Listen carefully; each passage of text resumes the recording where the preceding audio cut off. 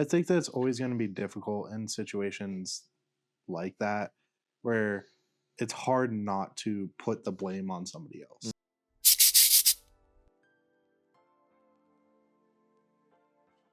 Welcome to another video of Squandering Resources.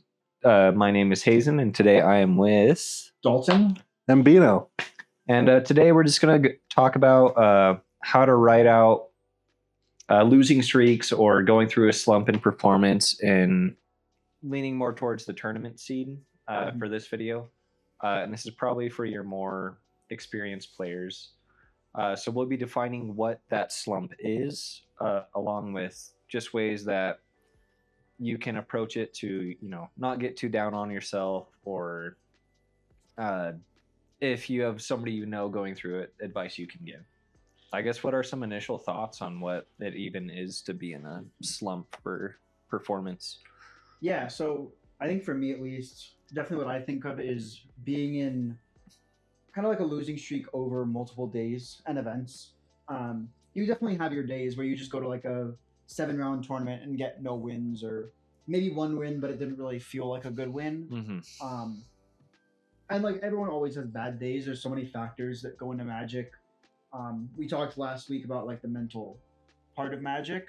So we're more looking at like you go to 2 locals and then a big event like a 10K. Yeah. And in all of them, you maybe win 1 game, or even if you win like 3-4 games, it doesn't really feel like you're performing like you should with those. Right.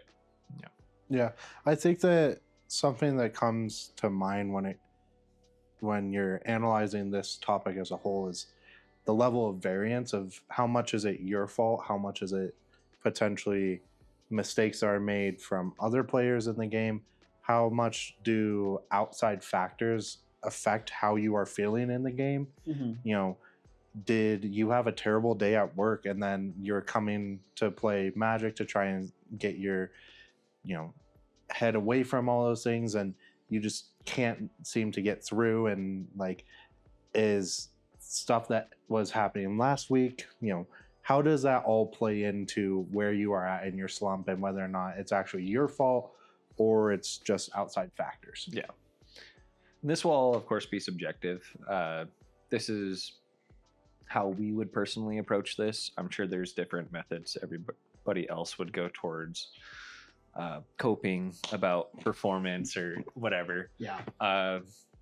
I wanted to bring it up just because I'm in one of those ruts right now where the last 3 or 4 local events, I've not lost every game, but I haven't won any.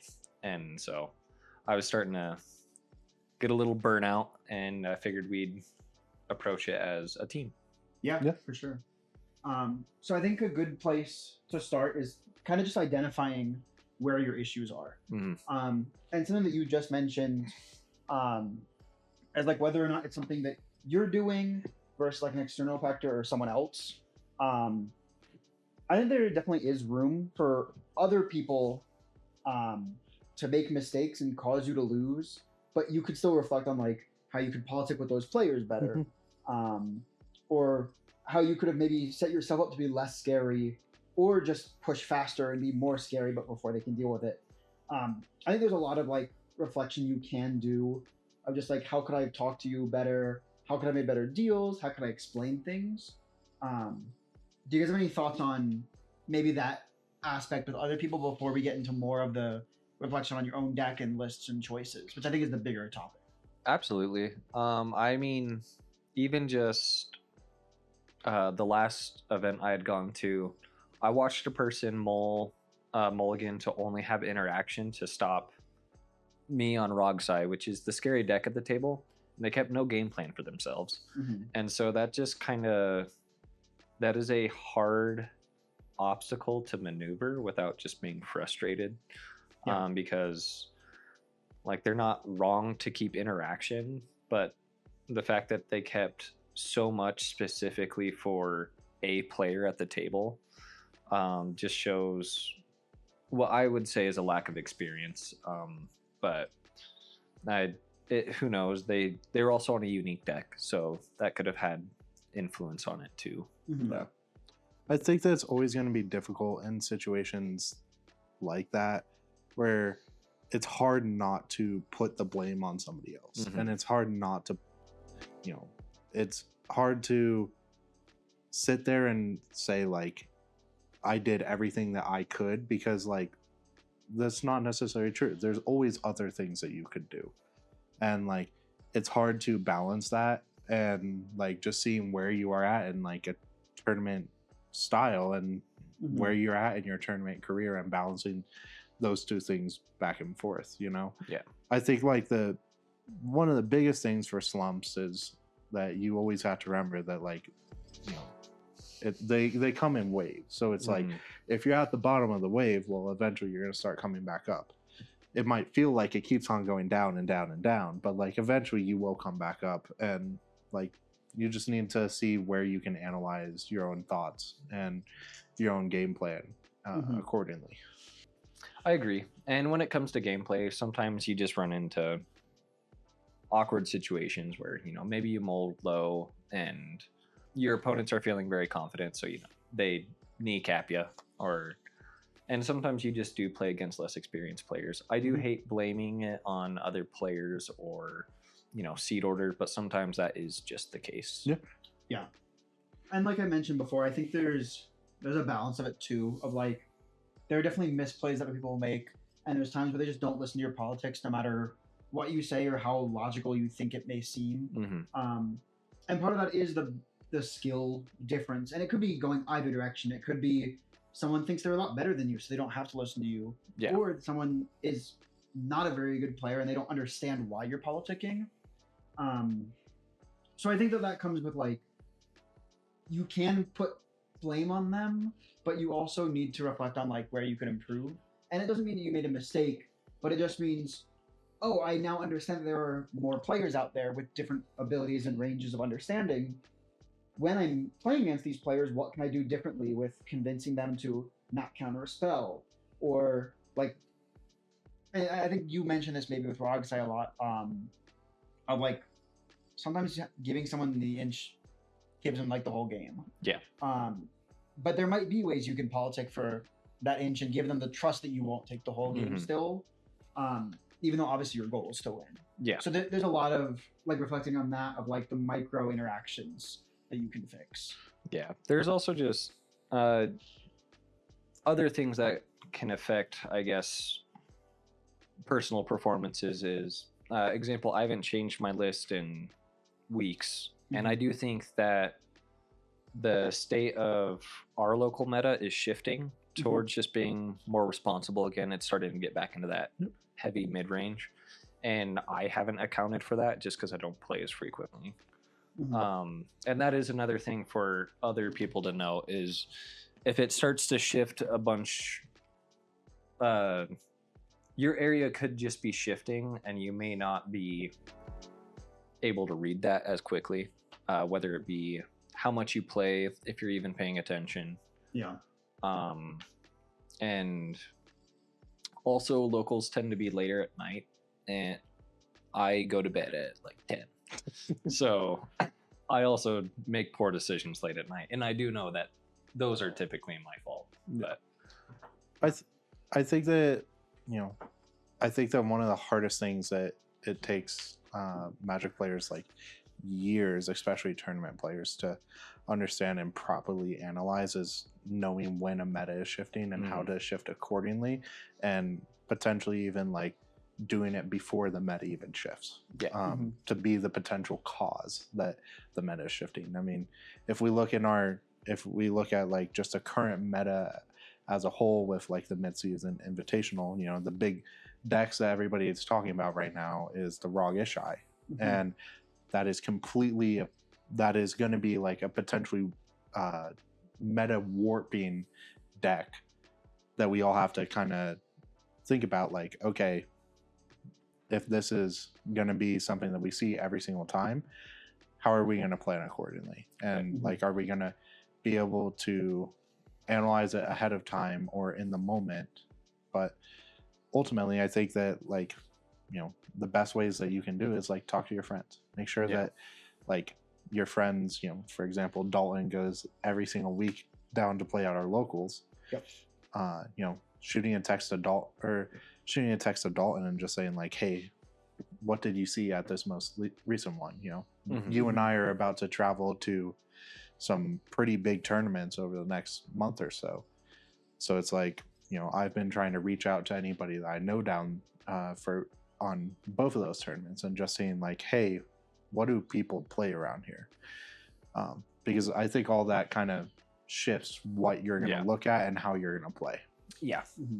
What do you guys think are ways to help just fix how you're either playing or change up your play patterns to adjust to a change in meta, or maybe you're just playing poorly too? Like, how are ways you would approach both of these things? Because I think they are different things. Changes in the gameplay patterns versus like maybe you're just not playing your A game and you don't realize it. Yeah, I think Dalton, I really think that you probably could talk the best about this. Just your, I don't want to say switch or full switch up, but just over the last couple of months, your switch up from, or your change from Celeste over to Farm, and you've been seeing such a great success with that.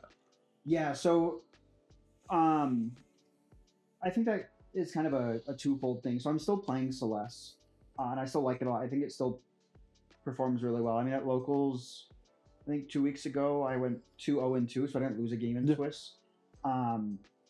But for me, one of the things that I wanted to do is proactively be prepared for this type of thing. So rather than reacting to me being in a slump, it was just like, I've played farm before. I've played super heavy control decks, and I'm playing my farm as a more control farm, like slightly more control. I wanted to, like, before I get into that slump on Celeste, if it was coming around as the meta shifts, have another deck prepared. Yeah. And so I think that's really one of my strengths, I think, for myself as a player, is that I'm very familiar with a lot of decks and know what the game plan is for a lot of things. And so I'm able to like switch between decks. Yeah. And I think most decks in cEDH I could just sit down and play at locals. But it's different than having reps on something and like being able to play something super well. Yeah. And so I picked up Farm to try and have another deck that's very different from the other deck I play. And just when I come into this place and I'm like, oh, I'm performing really poorly on this deck, or when I think a meta that I'm predicting might not be what I want, to prevent that slump from happening, I'll just switch between the decks. And yeah, I mean, I've seen a lot of success recently. I've been performing pretty well on Farm in all our local events. I haven't taken it to like a really big tournament yet. Yeah. But I think just like having the mindset to be able to switch between these two archetypes, and both of them help me influence how I play the other deck as well. So having the turbo low resources of Celeste and knowing how to navigate that situation means that on Farm, I don't need to have my wrist stick out every game. Yeah. Of course, that's what I want to do. And then also having more practice playing on the stack with Farm means I'm happier and can survive more in the late game in Celeste than a lot of other Mardu things. So yeah, I think all that to say, like, just having experience with different archetypes, different strategies and decks. And at a smaller level, I think if you're in a slump on your list, taking a look at other people who built this deck, and I'll use Farm as a great example. There's really turbo Farm and there's really heavy control Farm. Yeah. And if you're playing turbo Farm and you're finding that your meta is just too responsible, maybe you don't have to switch your entire deck. You just start moving it on that scale towards control. That's what I've slowly been doing, is putting in more pieces to help me survive later in games, since I'm getting blown out early. And I think this is specifically going to be more helpful for specialists, because there are people who just, they have a deck, that's all they want to run. Yeah. So I guess, could you dig into, I interrupted you, but could you dig more into, let's say we have a specialist like Josh on Time. He has to, he's going to keep playing the same deck, but his adjustments are impactful enough to where he can continue to do so. Yeah. So I personally, I think there's two parts of this. It's card changes and playstyle changes. So with the card changes, more I'm looking for is, and I think this is probably more true for something like Tyan, silver bullets, of like the meta has shifted over here, and I used to be playing this silver bullet because I knew I faced this a lot, but I'm not facing that anymore. I'm facing this instead. What card do I switch out? And I think a lot of that. So like on Celeste, I put in Praetor's Grasp right before I went to Royal Rumble, just because I expected at a bigger tournament to be playing a lot more blue than locals. Our locals still plays a ton of blue, but I assumed that more of my games would be in the mid range of like lots of blue players, and so maybe the Praetor's Grasp, Ballistic Study, or Born Upon a Wind is much more relevant in that type of meta. So switches like that, where you can call the meta, I think are important.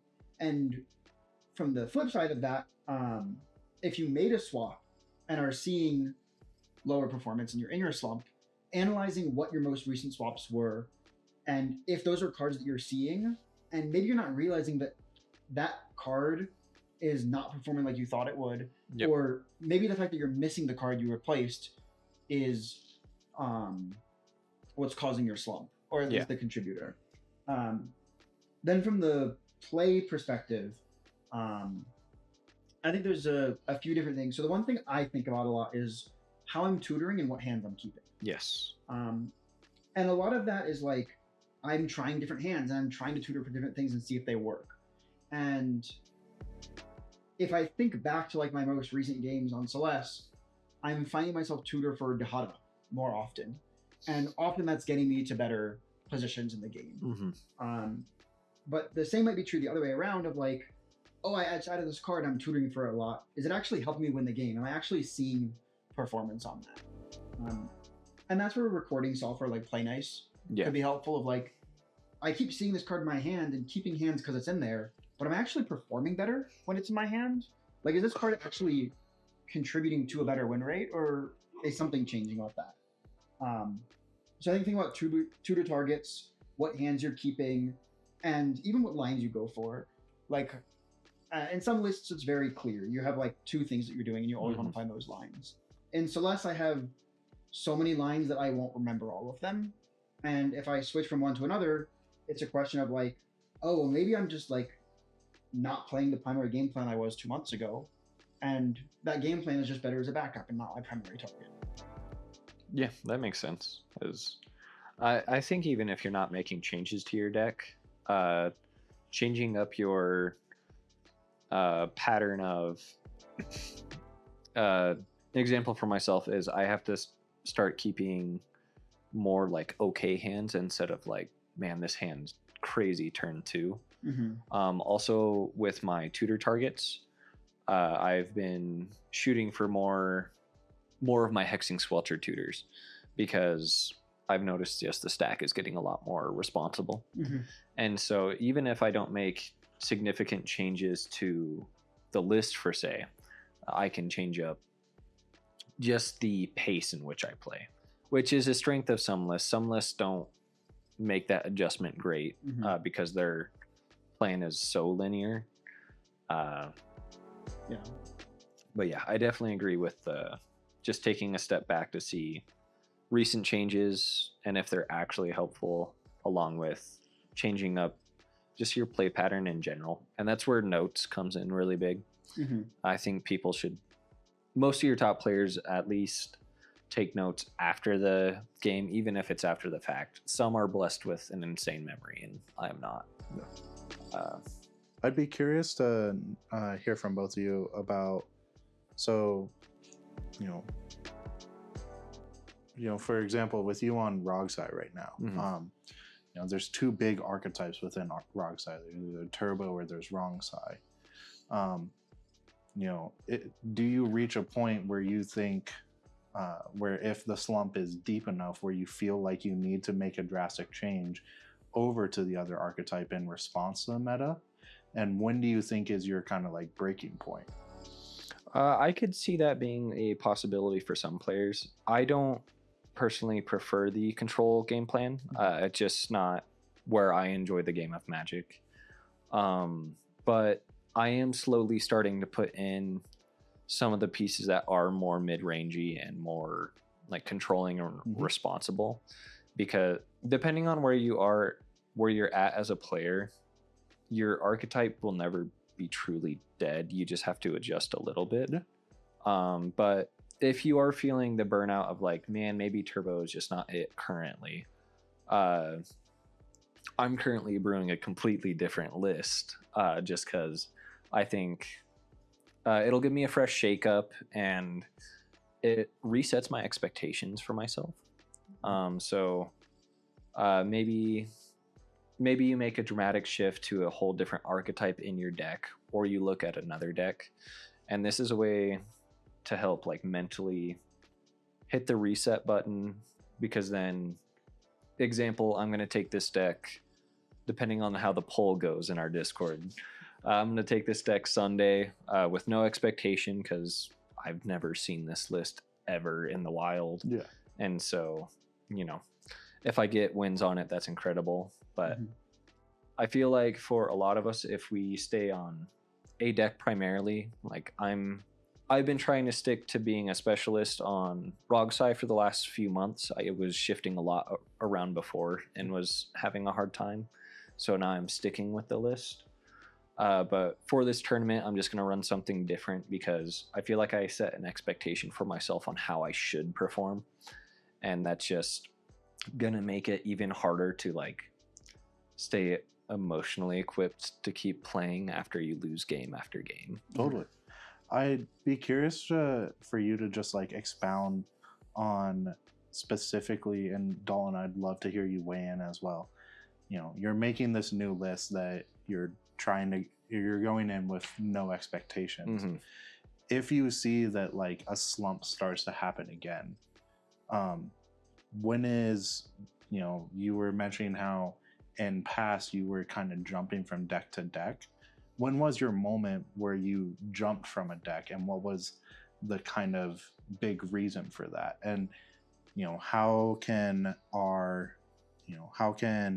the people listening, how can they sit there and know like, okay, like I've been playing this deck for 3 months and like I'm getting some wins here or there, but like it's just not connecting.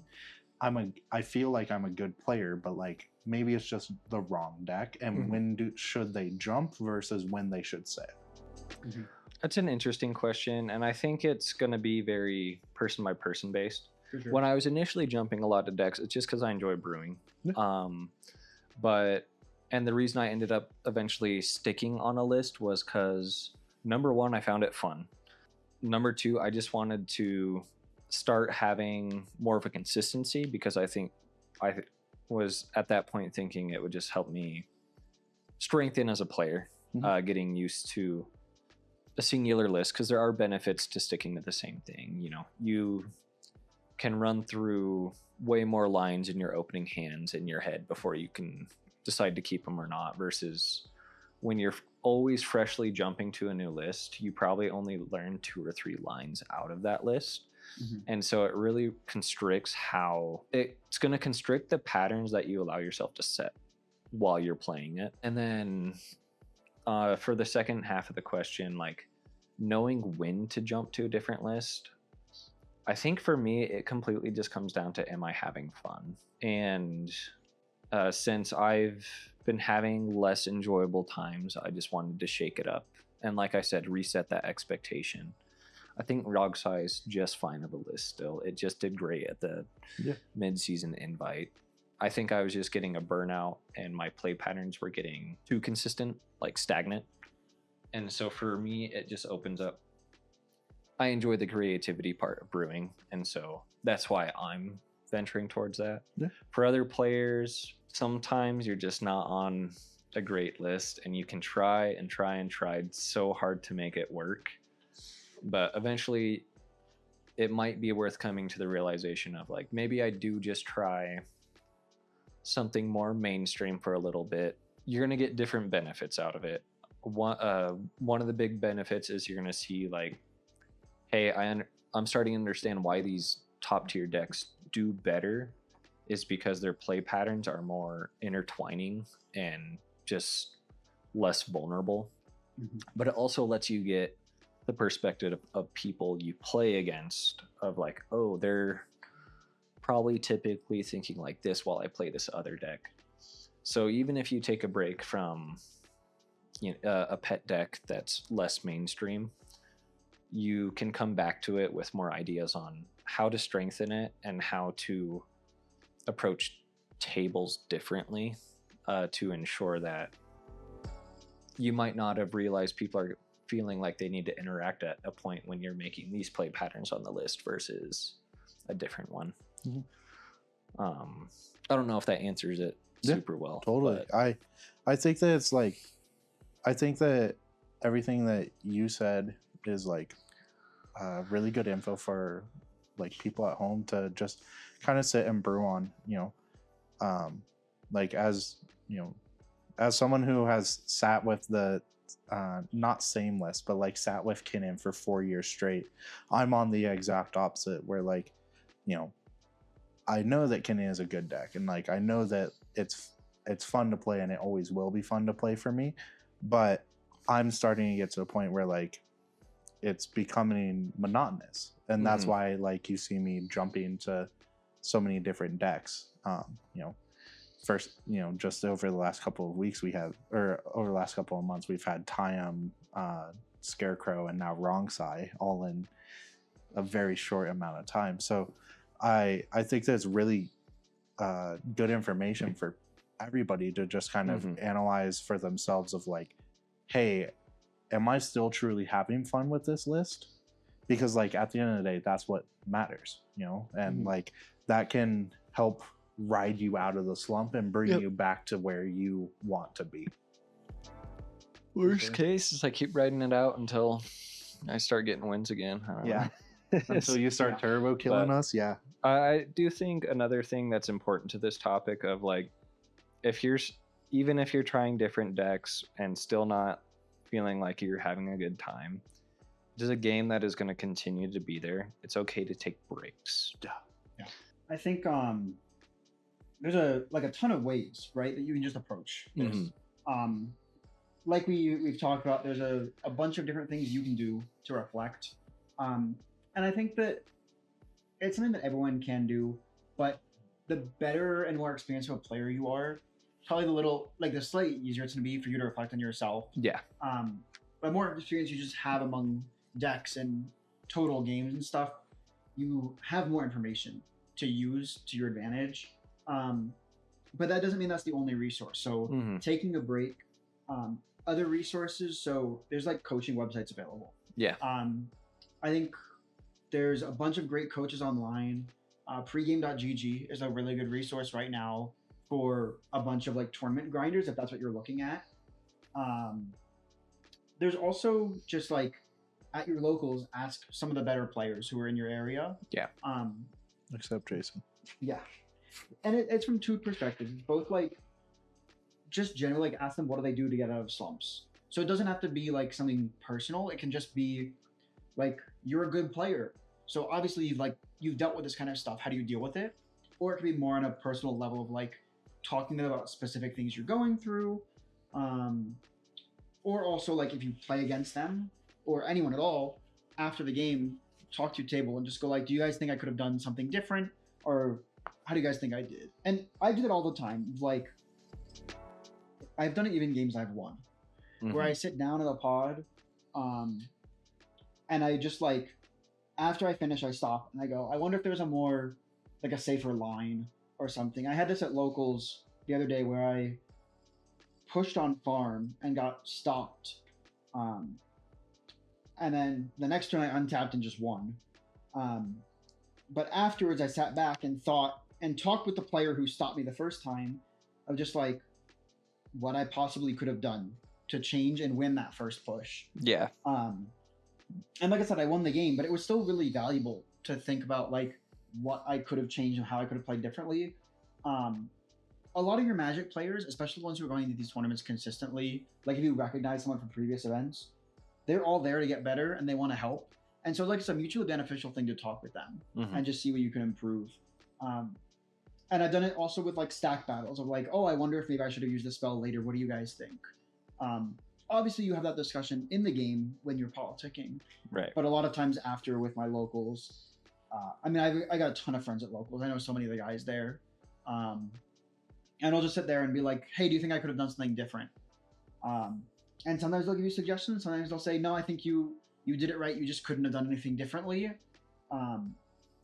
And sometimes that feedback is correct. I couldn't have done anything differently. And sometimes it means that they're more focused on like the gameplay aspect of like, yeah, you couldn't have changed anything, but obviously like three game actions ago, if you had talked to this player slightly differently, you could have made an adjustment. And other people may not be able to give you that perspective as easily, but they can give you the idea of like, maybe you shouldn't have cast the spell, or maybe you should have asked this other player to reveal information before you did this. There's a flip side to it too, though, of like a lot of information that you don't know until after, and that is just something to be wary of like, for sure. Well, if I'd done this or that, but you had no idea it was even a possibility while you were playing. I try to avoid those. It's really easy to do because it's like, well, duh. Yeah. But yeah, hindsight's always 20/20. Yeah, hindsight. Exactly. It's like it's a similar situation to like when you're looking at mulligans and you're on the fence about a hand and you decide to ship it, and then you look at the top three. Yeah.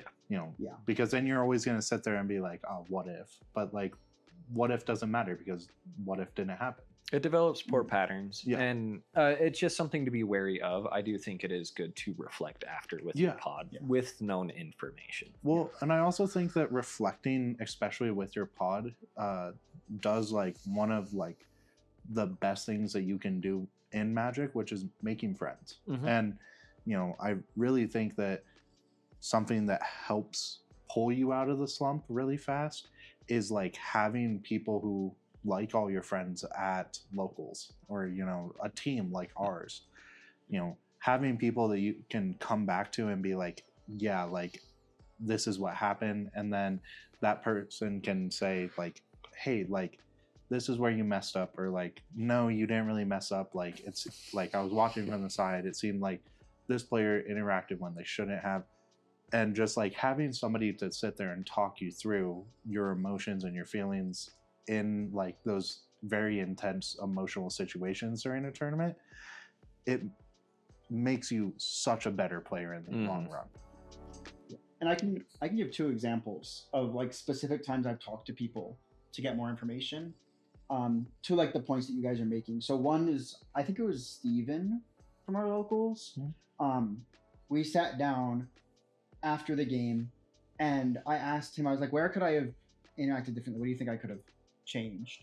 And he told me something, and I don't remember exactly what the situation or what he said was, but I remember then showing him the rest of my hand and reminding him that like I didn't know about a counterspell that was in someone else's hand.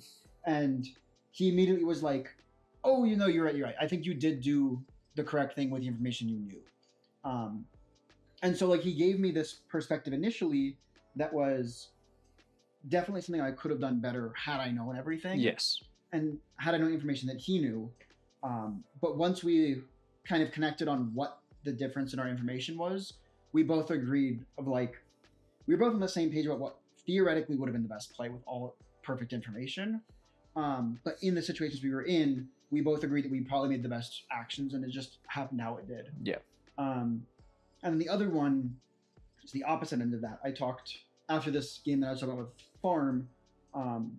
I had to use Tataru to crack my Imperial Seal to push. And I gave the Tataru card to an opponent that I thought would not interact. And what that did was it gave the interactive deck an extra treasure off Smythe so that they could interact. Interesting. But it was like the difference between 2 and 3 mana so that they could hard cast a Force of Neg. Sure. And so it's a situation where like I had the choice, and I think I made the right choice to give it to a non-interactive deck and hope that the treasure didn't matter. Because it was a difference between 1 and 2, I could have given him the blue card to pitch to Force. And he's an interactive deck, so I'm more likely to give him interaction than to have that treasure matter. Yeah. And that was a good example of like, yeah, in hindsight, maybe I would have given him the card and then know that he wouldn't get something that mattered. Yeah, but ultimately that's just rock and hard place. Yeah. And so, like I said, I still ended up figuring it out. And then after talking to him and thinking maybe there's a way to avoid both situations. And I think there probably was a way for me to avoid both situations. And I just didn't see the line at the time. But kind of just like connecting with your friends and even just people you don't know in your pod. I think is super helpful. No, I definitely agree. Are there any other methods that you guys have for trying to fix yourself out of a low point? Or I do like going back to something that you brought up about like taking a break from the emotional toll. I do think that like that is something that is like very underutilized by a lot of top players. You know, I think that like if we look at just like the three of us over the next 3 months, the three of us are playing in I think over probably 10 tournaments. At least 3 of those are going to be 10Ks that we're all attending. And like, I look at myself, like I'm playing in back-to-back 10Ks this month alone. So I think that taking a step back and being able to just breathe for a second and not have to think about Magic, I think that it helps you in dividends in the long run. And the other big thing that I think, that we saw from Crit when they were talking about it this week is just being vulnerable with just like where you are and how you are feeling with your current deck list. It really helps with you being able to recognize of like where I am at in my Magic career, where I want to get to, what are the mistakes I'm personally making, what are the mistakes other people are potentially making, and then recognizing all of that and being able to talk about it with somebody, it will help you leagues and leagues ahead. Yeah. I think something also, so we talked about switching decks. And we talked about more from like, oh, is it probably right in the meta or something? I think this is probably more relevant for like smaller, less impactful tournaments like locals. Sure. But like playing a deck for fun. And I don't mean like bringing like a bracket 4 deck, but I mean bringing one of your like less tournament ready cEDH decks or something you're just not familiar with, but don't have expectations to perform.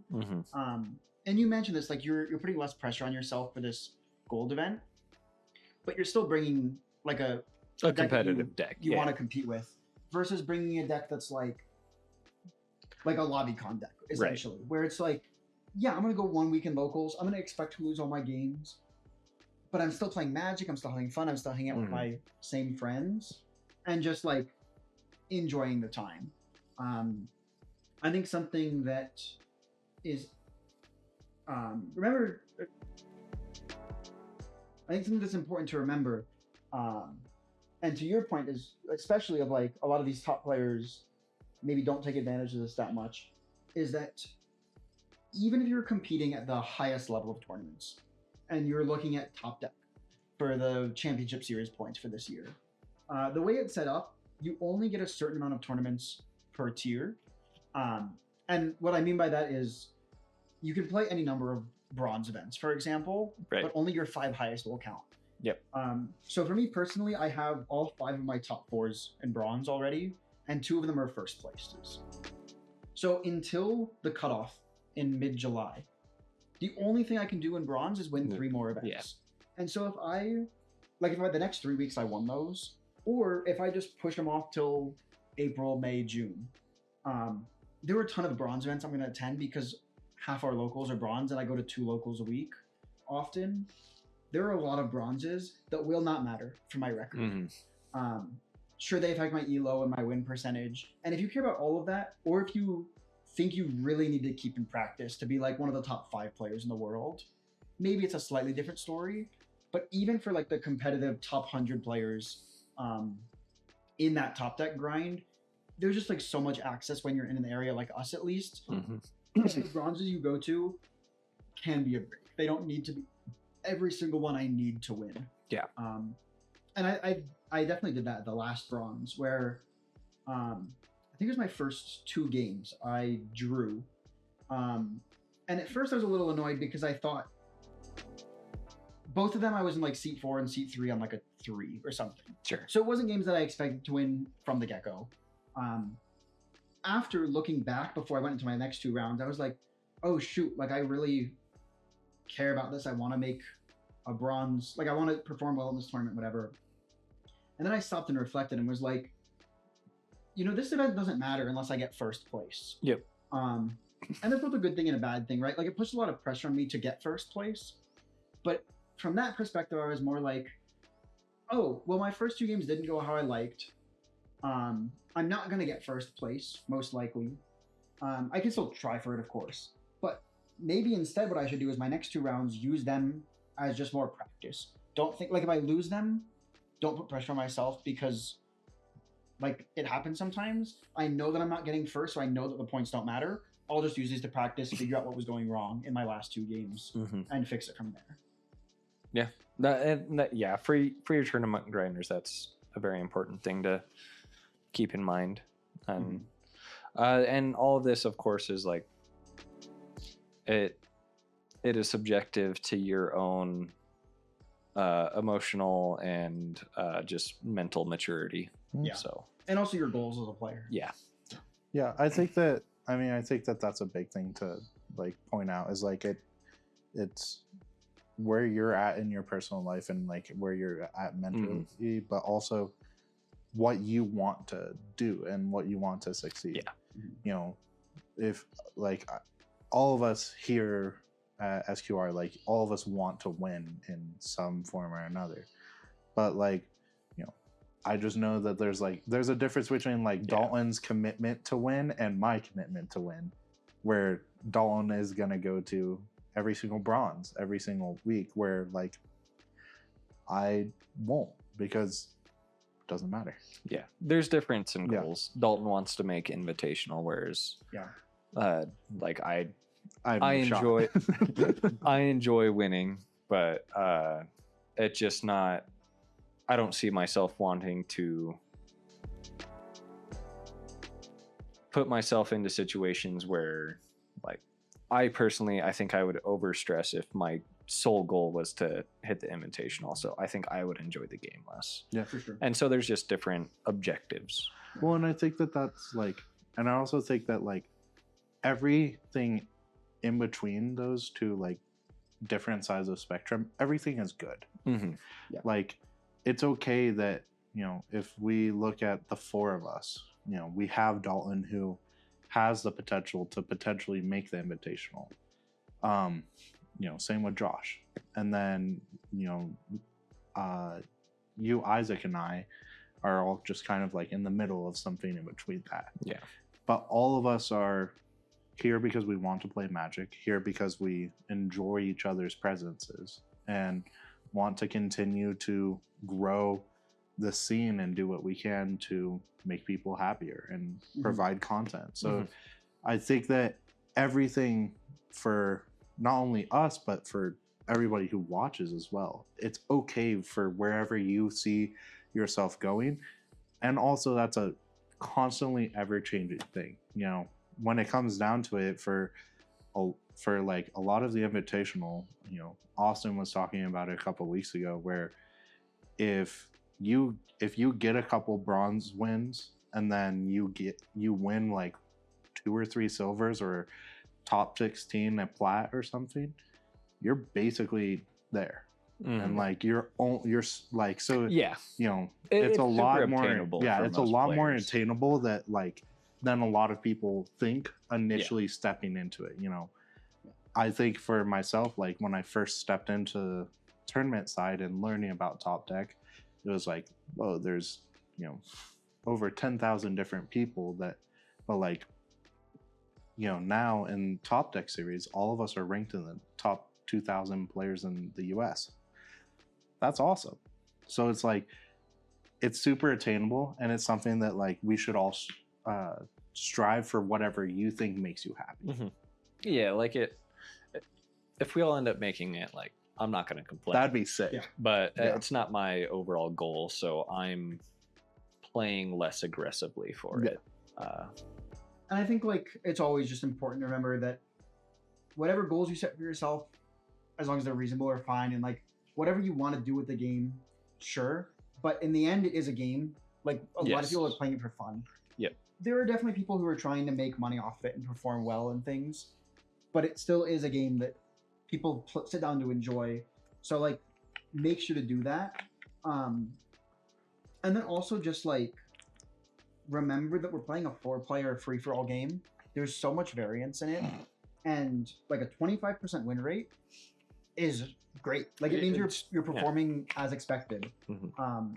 I think in like the top 10 players in the US right now, there's like one player who's just above 50% and a few people who are in like the 45 range. Sure. So like there are definitely some killers out there who are reaching really high levels of that. But then even within the top 10, and as you go down from that, there's a lot of players in like that 35 to 32%, which is like That's incredible. it's incredible. Yeah, you're killing But it. sitting at like 22 to 28%, you're performing pretty well. Yeah. And again, like to something you mentioned really early on, not to like go back and blame seat order, but like that's another factor. It is right. impactful. Like if you did a weighted average of your win percentage by that and use that as your win percentage and found, oh, I'm sitting in seat 4 a lot. You can look on EDH top 16 now at what the expected win rate is for those interesting. seats. Okay. So for each tournament, it will tell you what percent of 4th seeders won. It also talks about what the draw rate Yeah, the draw was, rate. and the draw rate for the Invitational was nearly 50%. Yeah. So it's like So yeah, if you it went does and play did an a issue. if you did a whole weighted average with all of that, like you could be performing better than you think. There's like, don't let it get to your head. Yeah. And to your point too, right? Of like, I didn't even think about this. 25% win is actually higher than you'd expect because you're of not the accounting for draws. draws. Yeah. Yep.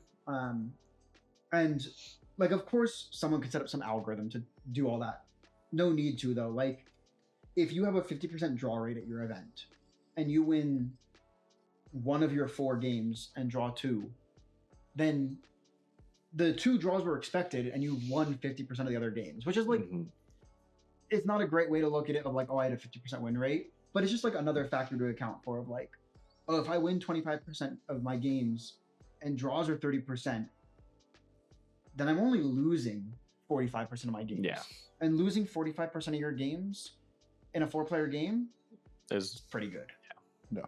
So yeah, if you're only losing 45% of your games, you're doing incredible. And I guess the last thing to keep in mind is like even your top players hit losing streaks. Yeah. And so you're not an outlier if you're the one person in your friend group hitting a losing streak. It will come. Yeah. I've talked to a lot of our local top players. Like both Jason and Austin, I've talked to them before about streaks they've been on where they just haven't been performing, and like it happens. And I mean, they found a way to get out of it. They both were at mid-season or just went to mid-season. So you can be on that losing streak and then go and perform super well Yeah. at those type of events. We're just waiting on Dalton's. Yeah, no kidding. Yeah. Anything else that you guys think that we should cover? I think one thing that I might wanted to touch on is like make sure that when you're in your slump, don't express frustration. Like it's okay to be frustrated, but don't take out anger on your pod or the people around you because it's not their fault and it's not your fault. It's just kind of happens. Maybe, but It might be, but it's but but that is important. Like, Yeah. do keep in mind this is a 13-year-old game. yeah. Like for 13-year-olds, to clarify.